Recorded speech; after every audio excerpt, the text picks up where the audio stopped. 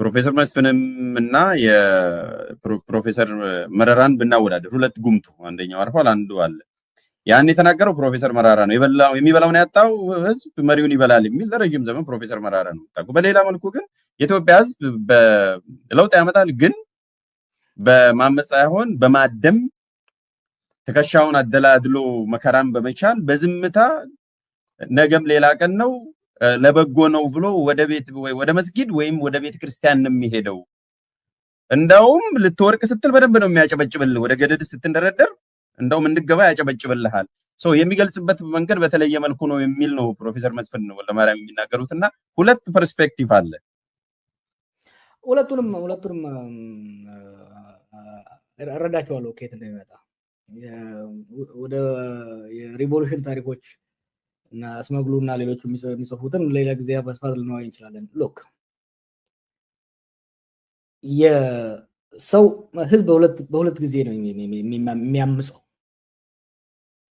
አንዱ ያለውን ሲያጣና ከዚህ በላይ ምንም አላጣም ብሎ ሲደርስ ይጎጽምና at some point ይፈነዳባል አንዱ እሱ ሁለተኛው ደግሞ ኢኮኖሚ ያድግና አዳዲስ ዲማንዶችን አዳዲስ ጥያቄዎችን አዳዲስ ፍላጎቶችን በህዝቡ ይፈጥራል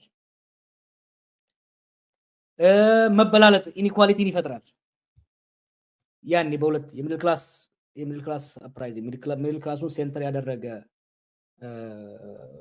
አመጽና ሎወር ክላሱን ወጣቱን ያማከለ አመጽ የሚካሄድበት ጊዜ ያለና ኢትዮጵያ ውስጥ አሁን ያያለው ሁሉም ነው የቆረቆዘው በጣም ለየት የሚያደርገው ሁሉም ነው የቆረቆዘው ከተወሰኑት ከመንግስት ጋር ካሉ probably 1000 2000 ከሚሆኑ ሰዎች ውጪ ገበሬው በጦርነትና በማዳበሪያ ጦት አምርቶ መብላት አልቻለም የከተማው ማህበረሰብ ከኑሮ ውድነትና ከግብር መጨመር ከዋጋ ንረት አንፃር በልቶ ማደር አልቻለም ነጋዴው ደግሞ ከግብር መብዛት ከብድር መጥፋት በነገራችን ላይ ኢንፍሌሽን ተቆጣጣን የሚሉት ያው ማሞ ፉሊ አሁን ወጥቷል እውነቱን ይናገራሉ እየተስፋ አደርጋለሁና ኢንፍሌሽንና አውርደና ክቡር ገና በደንብ ይጽፈዋል የነ ሰዎች እንዲያነቡት ጋብዛለሁና የኢንፍሌሽኑ ቀነሰ የሚባለው የገንዘብ አቅርቦትን በከፍተኛ ሁኔታ በማሳነስ ነው ይሄ ደግሞ ነጋዴው ገዝቶ ለመሸጥ የሚያስችለውን ካሽ እንዳያገኝ ከልክሎታል ያ ሆኖ ሳለ ደግሞ በብዙ እጥፍ ግብር ተጨምሮበታል ሶ እኔ ኢትዮጵያ ውስጥ አመጹ እሱ ማይቀር ነው እሱ አይደለም ይሄን ደግሞ የሚያባብሰው ምን መሰለህ ይሄንን እኮ ተረድቶ ገና ዳመናው ሲመጣ ሊዘንብ ነው ብሎ ወይ ጎጆ የሚያስተካክል ወይ ጥላ የሚያስተካክል ወይ ደግሞ ከውጭ ወደ ውስጥ የሚገባ እኮ አመራር ቢኖር አንድ ነገር ነው የለም ዝናብ አይደለም ይሄ የሚያልፍ ነው ብለው የሚያስቡ ህዝብ እንደዚህ የተቸገረ በሚረክለስ በሆነ ሁኔታ እያደግን ነው የሚል አመራር ባለበት ሁኔታ መዋጡ አይቀርም ኔፓሎች እኮ ይሹድ ጎባክ የአመራሮቹን መግለጫዎች የዛሬ ሳምንት ሁለት ሳምንት በፊት የነበረው ዝቅ እንደኛዎቹ ሰዎች ሲኮፈሱ ነበር ለዛ ነው አሁን እኔም ሌሎችም አብረን ሰራ ሰዎች እያልን ያለ ነው ስርዓቱ መዋጡ አይቀርም ስርዓቱ በስብሷል የበሰበሰ ዲኬይ ያደረገው ራሱን ለመቀየር አትሊስት ያደጎች እኮ በስብሰናል ብለው አምነው ነበር እነዚህ ደግሞ መበስበሱን ራሱን ማይረዳ የሚክድ ስርዓት ነው የበሰበሰ ስርዓት ደግሞ ራሱን መለወጥ አይችልም ሪፎርም አድርጎ ችግሮችንም ለመቅረፍ አይችልም መዋጡ አይቀርም ለዛ ነው ከስለዚህ ስርዓት በኋላ ለሚመጣው ምክንያቱም እንዲህ አይነት አመጾች ሲመጡ ቅድመ ዝግጅት ከሌለ ኔፓሎች በተወሰነ ደረጃ ምንም አይሉ ዝግጅት ነበራቸው ምክንያቱም ባንግላዴሽን አይተዋል ስሪላንካን ስላዩ የተወሰነ ደረጃ ዝግጅት ነበራቸው ሆፕፉሊ ለዛ ነው አሁን ለምሳሌ ጀነራሉ ወጥቶ እንቢ ካላችሁ ስልጣን ይዛለን ሲል ጊዜ እስቲ ሞክረው ነው ያሉት አልያዘም ስልጣን በማግስቱ ደግሞ የሰሩትን አይታ እንደሆነ ዝግጅት ስላለ አንድ ቀን አቃጥለው ጠቅላይ ሚኒስትሩ ስልጣን ከለቀቀ በኋላ ዛሬ ደግሞ ምንድነው ያደርጉ ያለው እያጸዱ ነው ያሉት የፔንት እያደረጉ ነው የፈራረሰውን መልሰው እያጸዱ ነው ያሉትና ዝግጅት እንዳለ ነው የምናየውና ዝግጅት ያስፈልጋል። ግን የቅድም ጀምረ በደንብ ያልሄድክበት አንድ እንደ መከራከሪያ የሚነሳው ኔፓሎች በአንድነት ስለቆሙ ነው። በአንድነት የሚያቆማቸው ምክንያት አለ። አንድም ማለት ሶሻል ኮሄዥን አንድነት አላቸው። ኢትዮጵያ የተከፋፈለ ማህበረሰብ ነው ያለው፣ በጋራ ሊቆም አይችልም የሚል ነው የሚነሳው። አንተም በተደጋጋሚ ትሰማለህ። ወደ አንድም እንዳንመጣና ታግለን ለውጥ እንዳናመጣ በጣም ከፍተኛ ክፍፍል አለ የሚል ነውና ለሱስ ምን መልስ አለ? የተሳሳተ እኮ ነው። የኔፓል ህዝብ እኮ እስከ ዛሬ 20 ዓመት ድረስ ከፍተኛ የሆነ ትጥቅ ትግልና ከፍተኛ መጨራረስ የመጣበት ንጉሳዊ ስርዓቱ ላይ ከፍተኛ እንትን የተደረገበት ይሄ ሞኖሊቲክ የሆነ ሶሳይቲ የለም። ሞኖሊቲክ አይደለም። ውስጣቸው በጣም ብዙ ክፍፍል አለ። አንድ ያደረጋቸው ምን ነው ታውቃለህ? የኢኮኖሚ ውድነቱ ጫናው የባለስልጣናቱ በረጋችን ላይ ባለስልጣናቱ ከተለያየ ብሔር ከተለያየ ክላስ የወጡ ሰዎች ናቸው። ከተለያየ አመለካከት የወጡ ናቸው።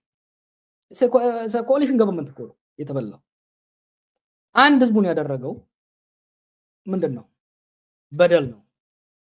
የኑሮ ውድነቱና የገዢዎች ደንታቢስነት ነው። ኢትዮጵያ ውስጥ አይተነዋል እኮ ሐኪሞቹ ጥያቄ ሲያነሱ የኦሮሚያ ላይ ለብቻ፣ አማራ ላይ ለብቻ፣ ሶማሌ ላይ ለብቻ ነበር የሰበሰቧቸው። ኦሮሚያ ላይ ሰብስቧቸው ይሄ የፋኖ አጀንዳ ነው፣ ይሄ የፋኖ አጀንዳ ነውና መንግስታችንን የኦሮሞ መንግስት ለመጣል የመጣ የፋኖ አጀንዳ ነው።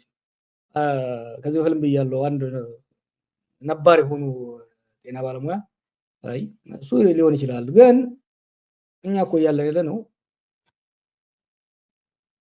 ስራችን ለመስራት ዳቦ መግዣና መከራ ያተናል። አንድ ሁለተኛ የኔ ስራ ከሌዋን ፋኖ ሆነ ከሌው ሆነ ብልጽግና ሆነ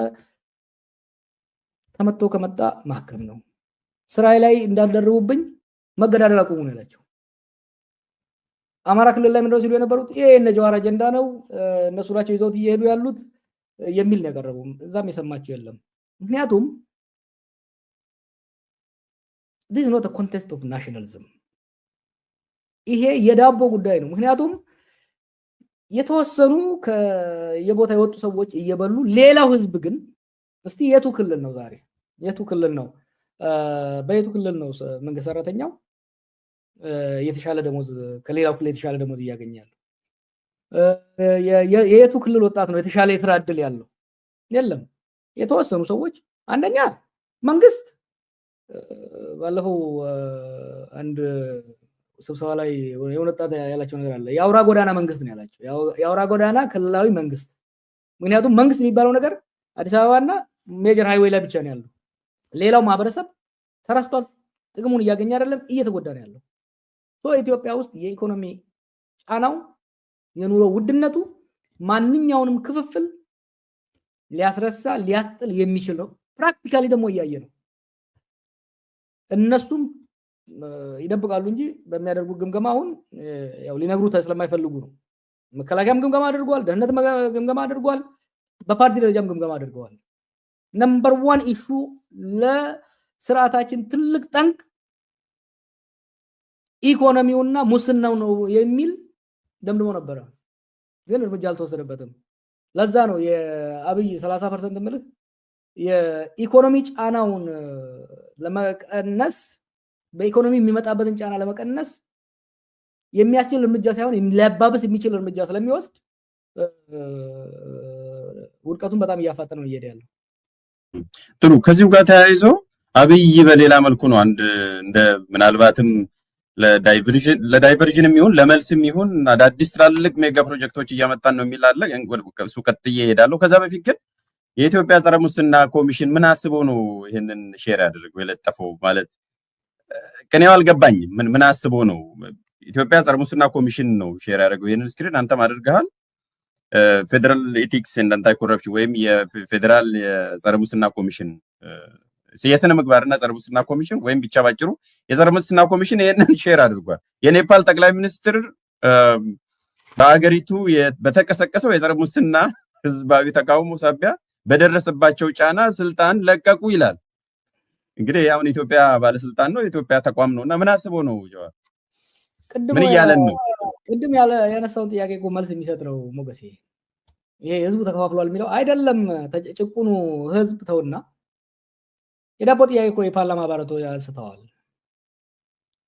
ይሄ የሚያሳይህ የሙስና ጉዳይ ሙስና አይደለም ዝርፊያ፣ አይን ያወጣ ዝርፊያ አይደለም ለተቀረው ህዝብ አይደለም ለበይ ተመልካቹ እዛ በኮሚሽን ደረጃ ላሉ ሰዎች ራሱ አንገሽጓቸዋል። የመጸረ ሙስና ሰዎች አንዳንዶቹ እናግራቸዋለሁ ምንድነው በየጊዜው ሪፖርት ያቀርባሉ። እነሱም ኦዲትም ሁሉም እኮ ያቀርባሉ። የስታቲስቲክስ ኤጀንሲም ሁሉም እኮ ያቀርባሉ ሪፖርት። ፕሮፌሽናል እኮ አሉ ኢትዮጵያ ውስጥ ፕሮፌሽናል እኮ የሚሰራ ስራ ነው። እነሱ የሚያቀርቡት ሪፖርት ግን ለአብይ ለመስማት ስለማይመቸው ምን ያደርጋሉ? ዋና ዋና ሰዎቹ ያጠፉበትና በጠቅላይ ሚኒስትሩ አቅጣጫ አስቀያሚ አስቀማጭነትና ብልህ አመራርነት የሚለው ብቻ አቀርበው ይሄዳሉ ማለት ነው።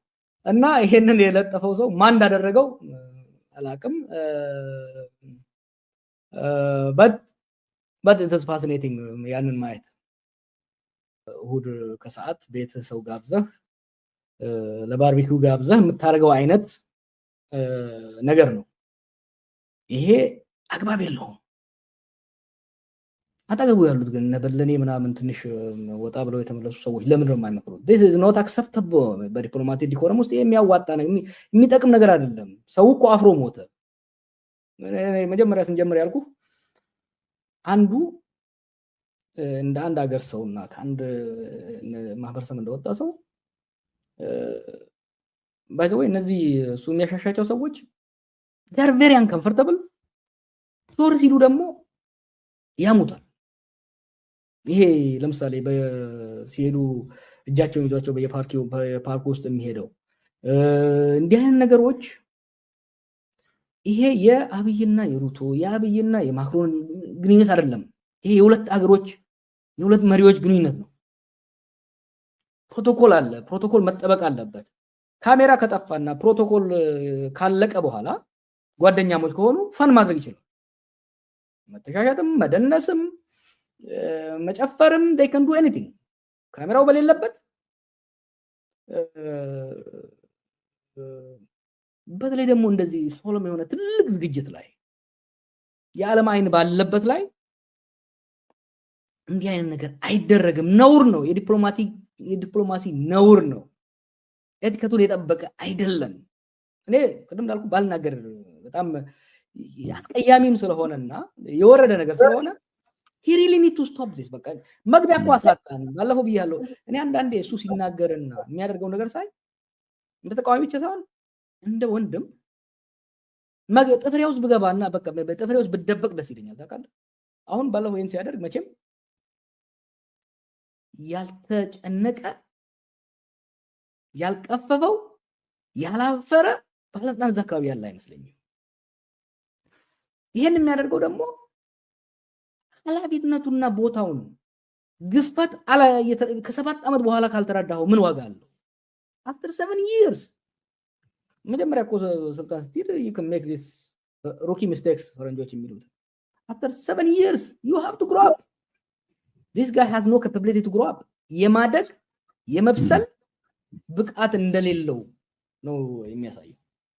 ሆን ብሎ ነው። ግን በርግጥ ሆን ብሎ ሲያደርግ አይደለም ወይ? አሁን አንዳንድ ጊዜ አለመማር ሳይሆን አለማደግ ሳይሆን so basically this is his way of doing things. by the way ይሄንን አልጠይቀም ነበር ጀስቲፋይ እየተደረገ ስላየው ነው። ትላልቅ ሰዎች መጥተው የፐርሰናል ዲፕሎማሲ ነው ግን ስታነሳ ይሄ ዘመናዊ ዲፕሎማሲ ነው። እናንተ በድሮው ላይ ስታክ አድርጋችኋል፣ አታድጉም፣ አትንቀሳቀሱም እና በጣም ምርጥ እየሰራ ነው this marvelous ዲፕሎማሲ እንደዚህ ነው የሚሰራው ዘመናዊ ዲፕሎማሲ ስለሚሉና ትልቁም ትንሹም ዲፌንድ ሲያደርግ ስላየው ነው። እኔ በተማርኩት ዲፕሎማሲ ስኩል ኦፍ ዲፕሎማሲ ነው አሁንም ቁጭ ያልኩት የተማርኩት እሱ ነው። ሁለተኛ አላገኘውም። የፕሮቶኮል አሰልጥነውናል ስንት ኮርስ ወስጃለሁ እና እዛ ኢቲኬት ኤንድ ፕሮቶኮል ስላላገኘው ነው ራሴ ግራ ይገባኝና አዲስ ነው ፈጥሮት ነው እንግዲህ አብዮ ማሲ ልንለው እንችላለን፣ ሌላ ነገር ሊባል ይችላል። ግን ዲፌንድ ሲያደርጉት ጀስቲፋይ ሲያደርጉ ስላየው ነው የጠየቅኩ እንጂ ይኸውልህ ሞገስ እንትን ፐርሰናል ዲፕሎማሲ ማለት ኢንተርፐርሰናል ሪሌሽንሺፕ ከመሪዎች ጋር መኖር ጥሩ ነው።